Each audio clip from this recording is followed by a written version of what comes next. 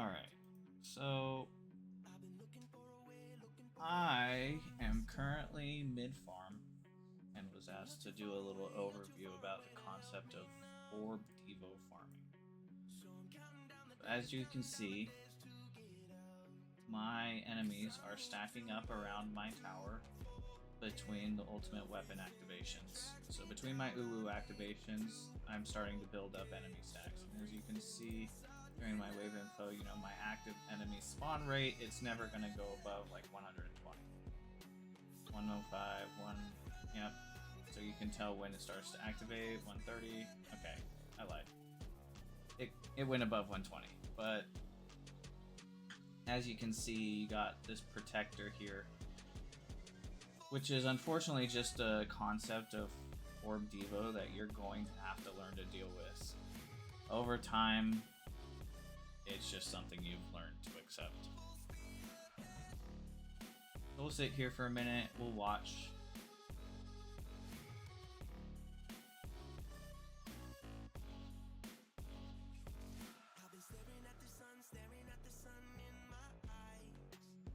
I probably can adjust my range for my Orb Devo farm now. I farm at a 94 meter, and my extra orbs are set to 72 meters, and that goes towards the center. The reason I used such a large range was because my ultimate weapon cooldown time sync was like, I think it was 88 seconds when I first started Orb Devo farming. And because it was such a large time, I would build up quite a large stack of enemies. So we'll go over the breakdown here of what's going on. You have your shockwave.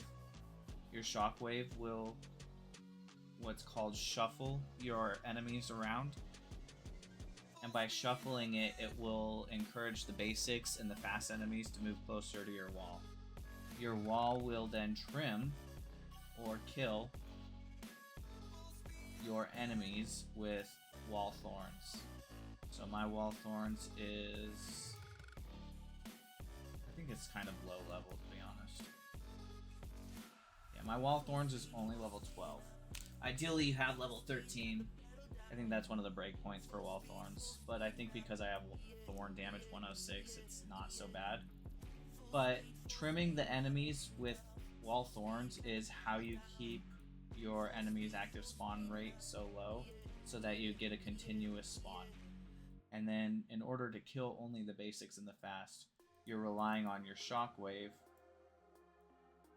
to shuffle the enemies around. So ideally, the concept of Orb Devo is to save as many of the giant tank enemies. We'll pause the game here. These giant orange squares, these are your tanks. The reds, yellows, that's your basic, that's your fast. The blues are your ranged. And so ideally you kill those three types of enemies while your tanks are saved and then killed within your ultimate weapon activation.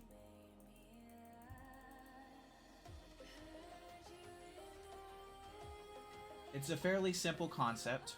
Orb Devo is an EHP farming method.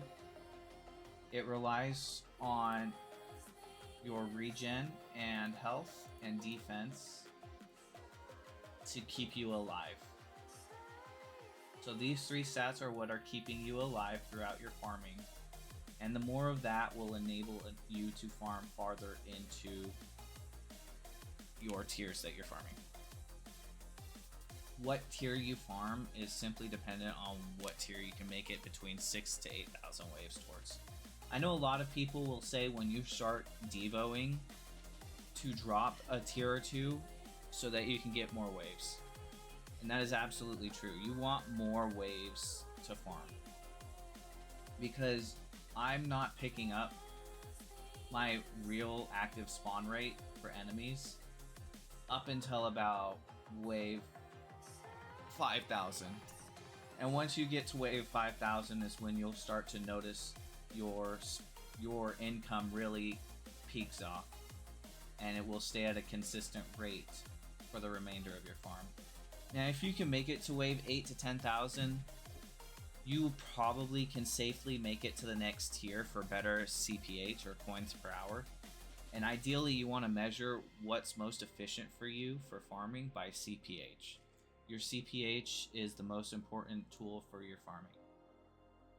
People will argue about the importance of cells, and cells, yes, they are important. But what's going to enable you to even have labs that are more important to lab is your coin value, not your cell value. Sure, your cells are going to let you complete these labs faster, but ultimately, at the end of the day, your coins are the most important aspect of your farm. So farming for coin is going to realistically bring you the most bang for your buck.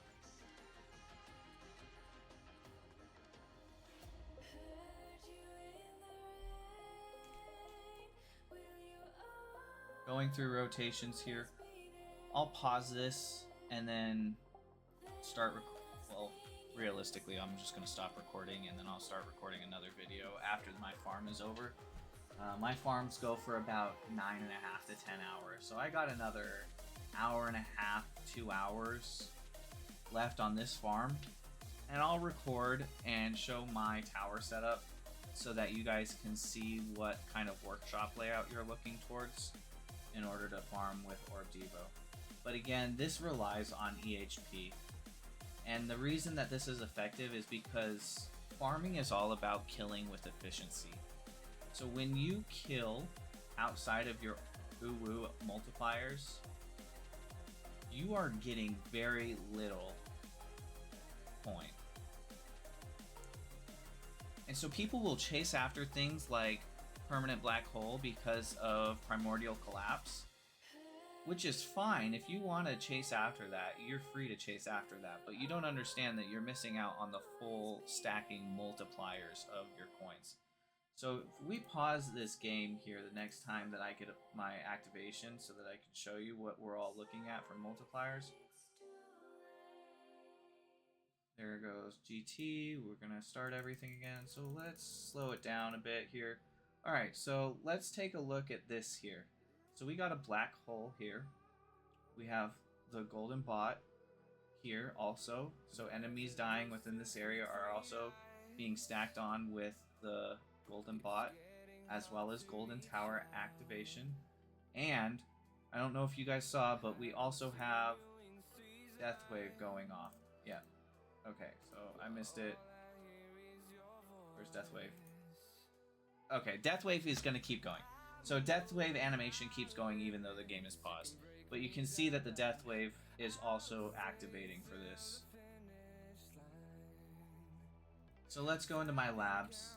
Let's take a look at these multipliers here, okay?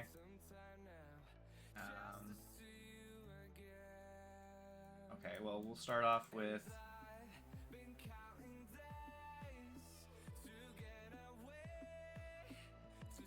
I'm lost in my labs. I'm sorry, I can't find it. Okay, coins per kill, right? This is great. This is going to help you make more efficiency out of your kills. So this is your base multiplier. Also, excuse me, this is also, so this is your total bonus for your income. So you're going to take this, you're going to look at it. You're going to get your coins per kill. And now because I have Golden Bot, Death Wave, Black Hole, and Golden Tower all going together. Oh, I'll show you my... Man, I'm bouncing around so much right now. Alright, so Golden Tower bonus right now alone is a 30 times bonus, okay? I'm in the wrong spot. I'm bouncing around.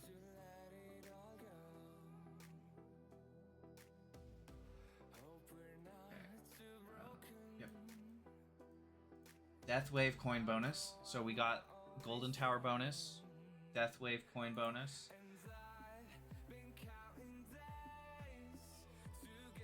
Black Hole coin bonus, and Spotlight coin bonus. Alright, so we got 1, 2, 3 additional uwus stacking on top of each other for their coin bonus multipliers.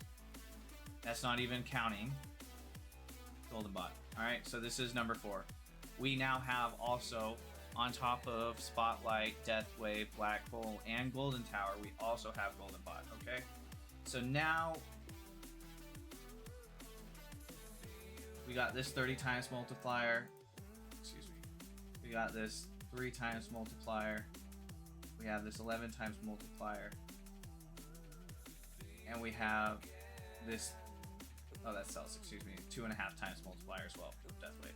Alright, so you have all of these multipliers stacking on top of each other to kill enemies. And these multipliers stacking on top of each other are going to make your income so much exponentially better. And this is, don't pay attention to that, so we're going to resume. But this is the idea of Orb Devo. The idea of Orb Devo is that you save your enemies for the activation of your uwus. Once you save it for the activation of your uwus and then take advantage of killing them, then you get the most stacking multiplier, which is what benefits your income the most. If I do not do an Orb Devo farm, I finish about a 90 T an hour CPH. So I'll get an additional 16 T here an hour for my farm.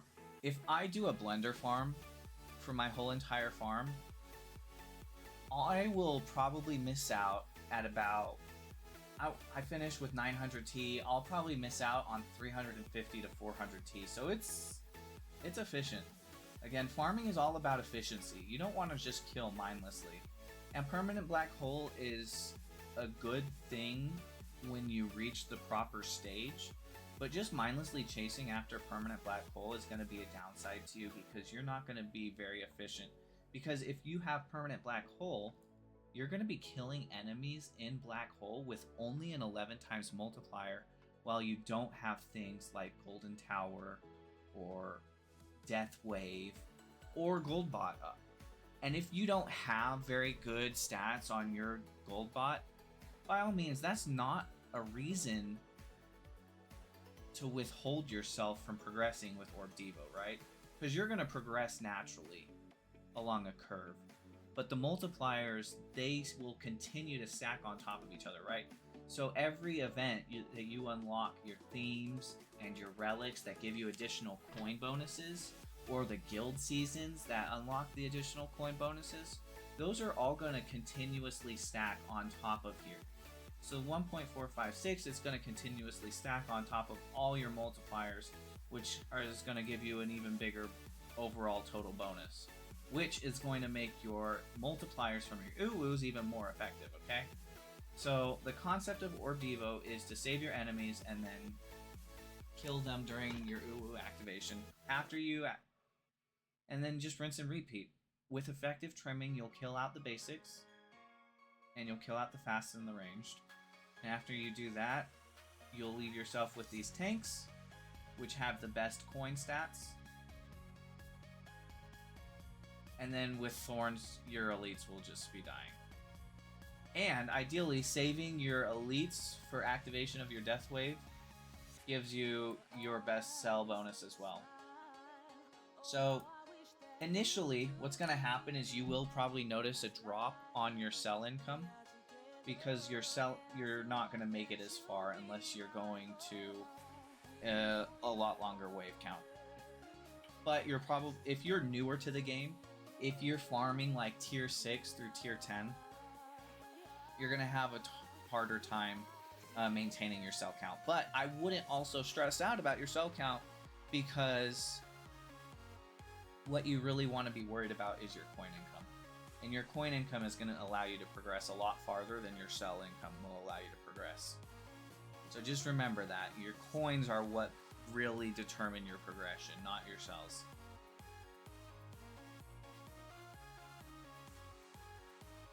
I know I don't do any editing for my videos, but if you have questions about this, feel free to leave a comment. Ask me. Hopefully I am able to answer any questions you guys have. I've been Orb Devoing since I was about 200 T lifetime points.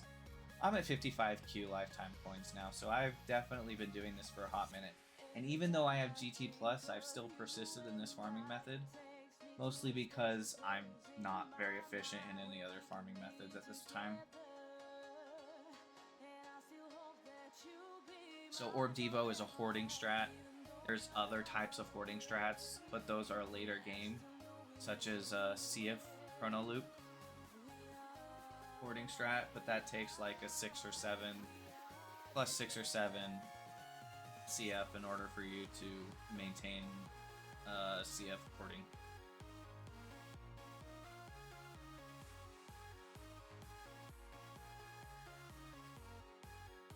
Alright, well that's the basics of Orb Devo, guys. It is an EHP hoarding strat that takes advantage of killing enemies with the massive multipliers. As you do that, that boosts your income because you're only killing with ultimate weapon activations. Initially, it will be hard for you to stay alive for a long period of time, because if you don't have the EHP to maintain, it will be a struggle. You'll want to work on things like your regen and defense. Thorns will help, but there will be breakpoints, and if you do too much of it, it can be hurtful, but it will take you quite a lot of investment into thorns to make your thorns hurtful for your farm. Alright, thanks for watching.